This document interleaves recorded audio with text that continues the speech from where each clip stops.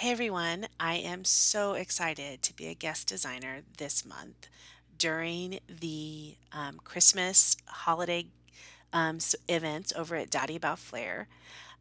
You saw my challenges were winter sun, tartan plaid, and squares of pattern paper.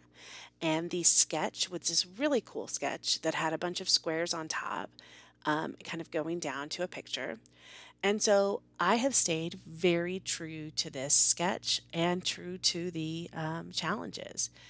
So I am using a close to my heart collection from this fall, and I really loved it, and I think it turned out really well. And the winter sun, I am using just kind of, I talked to Adam and I was trying to figure out what does winter sun mean. And I'm sorry about the lighting, but the lighting of this is actually part of the winter sun, in that I have no sun in my in my office.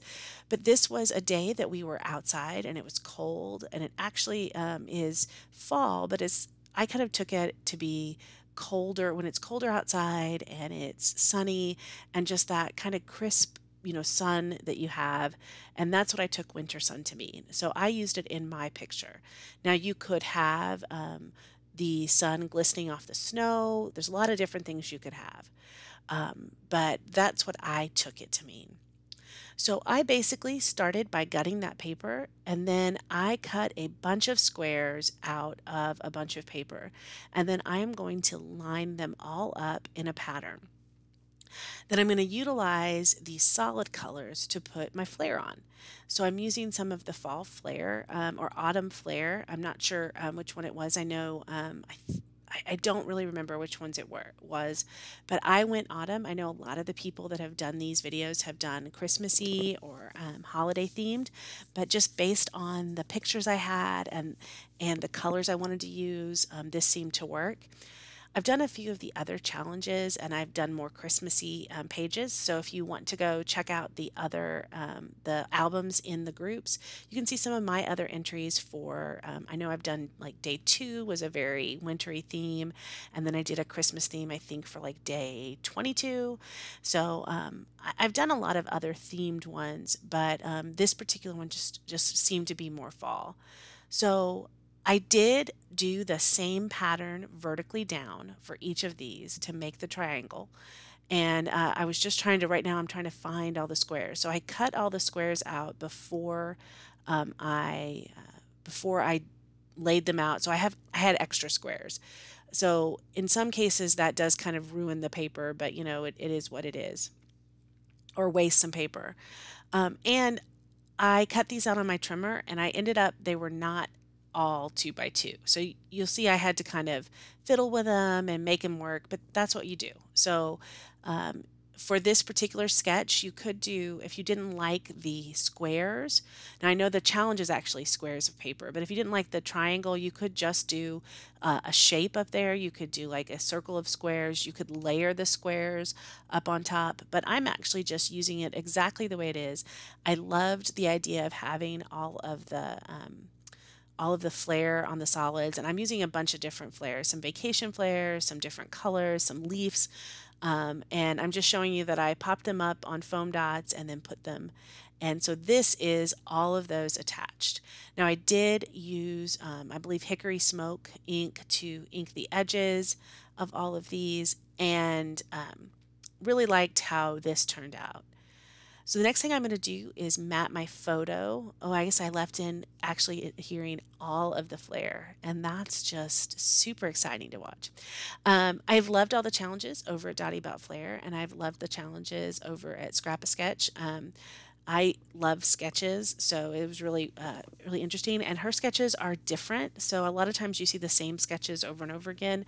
Her sketches tend to be a little more unique and really kind of challenge you. So go take a look and see what you can do with some of those. It's super fun. And the one thing I do like is they're not actually associated with any like product paper wise. And I know the Flare is a product for Dottie About Flare, but you can use Close to My Heart. You can use, Creative Memories. You can do whatever paper line you want. So that's what I did this time. So my goal here is I knew I wanted a dark color right next to this photo. And notice this paper has pumpkins and all of that, but I'm just using it for that dark blue. I have enjoyed the Close to My Heart paper. I will say it's a little thin, the actual pattern paper. So you really need to have it backed with cardstock if you're going to just use it by itself. Then I'm going to go ahead and give this a triple matte. So in the sketch, there was like a design. You didn't actually have to have like multiple mattes, but for me, I'm going to give it more of a matte just to kind of fill it out. And I don't typically talk about this much, but the Close to My Heart paper is actually sided differently.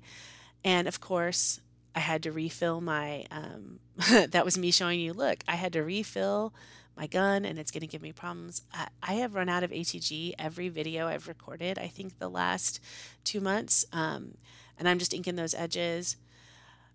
So what was I saying? Oh, the Close to My Heart cardstock is double-sided so that there's a slightly different hue on one side than another. So like that, there were 2 different colors of yellow. And I know my lighting is horrible here, but hopefully you're just getting a view of kind of what I was doing.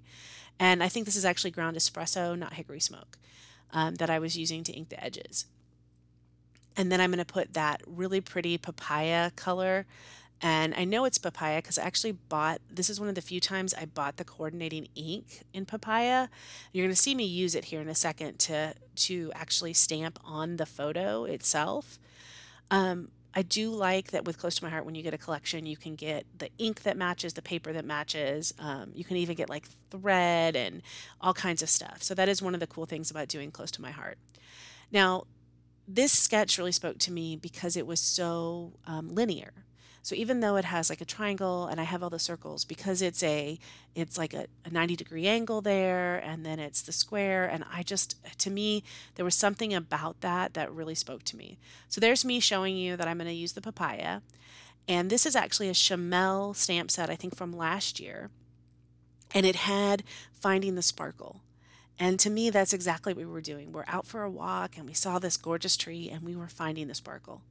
And it was just, I don't know, something about that sentiment, and I really wanted to put it in that one white space on the photo. Now, I print on matte photo paper, which allows me to stamp. So I was just kind of practicing there. If you print on glossy photo paper, you're not going to be able to do this with the Close to My Heart inks. You're going to need to get a better ink. I put down a piece of foam board underneath that, just fun foam, just to be able to stamp a little bit better. And that allows me to stamp. But like I said, a couple of things, and I'm just trying to get that lined up straight. A couple of things is, don't do this if you do the matte photo paper. I mean, if you don't do the matte photo paper. So it says Finding the Sparkle. I love how that turned out. That could have been my title, and in some ways it is my title. But the next thing I'm going to do is actually pop this up. Since I got that foam out, I said I might as well just use it. I'm going to go ahead and use it and put it on the back.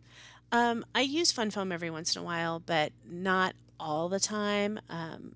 I used to use it all the time, and it makes your albums kind of really bulky, so I haven't been using it as much, but it is an easy way just to go in and kind of pop things up a little bit. So for this, I am going to basically stay with the sticker book, and I want to put a little something on top and bottom. So I'm going to pull the stickers that went with this, and I'm going to use some word stickers there and some of the circles, kind of repeating that circle theme from the flare. There's a cute little scarf, a little leaf, a branch, and now I just need something there. And then this is going to be my title, and I think it says Thankful for These Moments. And then I'm just going to put a little bit of leaves. And now I looked at it and I thought, you know, normally this would kind of be what I would do. This would be it. But it's for a challenge. It's for being a guest designer, so I need to show you a little bit more. I could have stopped right here and been perfectly happy with this page. And I think that's important, is that sometimes we tend to go way too much, I think. But I decided that since, I was trying to do a little something extra, I'm going to pull out, these happen to be Cocoa Vanilla Daydream, and I'm going to add some sequences on. I don't do that all the time, but it is one of the ways that I like to add a little bit of flair to a page. So I'm just using my handy dandy glue, and I'm going to put some sequences, and I just put the glue down first and then plop the sequence on top of them, and it really works. So like I said, I could have stopped before I did this and been perfectly happy with the page. And I know some people aren't. Some people, more is more is more is more. And I love more is more pages. I just tend to not think about doing it. I'm not so much an embellisher.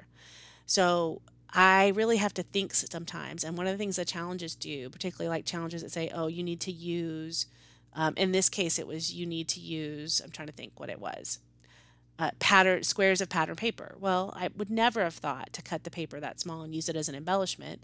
I would have just used the paper.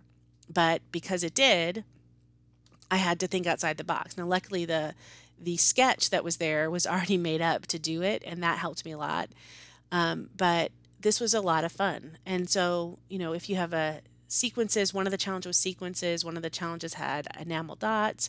Those kinds of things really help me kind of get outside my box. So I really appreciate you hanging out with me. Here is an up close of the actual page. And once again, here's the challenge. Please go over to Dottie About Flair and check out their Facebook page and join some of these challenges. It is a whole lot of fun. Thank you so much, Adam, for including me. I really appreciate it. Have a wonderful holiday and a great 2022.